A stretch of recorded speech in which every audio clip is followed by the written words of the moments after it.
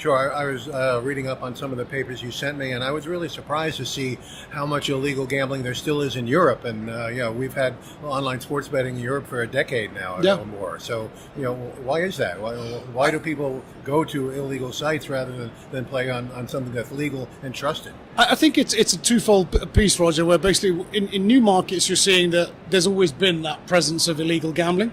And when you legalize it, it then has an evolutionary crossover period that customers need to realize, okay, I'm not going to bet with these guys anymore. I'm going to go and open an account at MGM or Caesars. They're licensed, they're legal. Right. I get certain benefits for moving to them.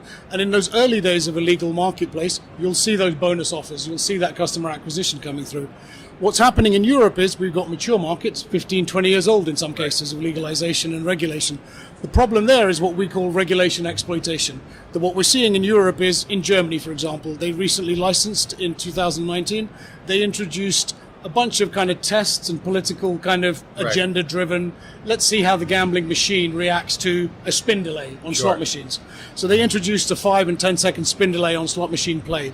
That wasn't explained to customers. Customers took that en masse as these games are rigged. But these were games with the legal sites. Sure, right. They then went on Google and searched through Facebook, and they started asking questions like, where can I play the old-style games? Right. And ended up being driven to the black market. And the black market jumped on those search terms and search phrases immediately to say, here are customers looking for us, basically. Right. So we're going to offer them our old-style products with as many bonuses as possible.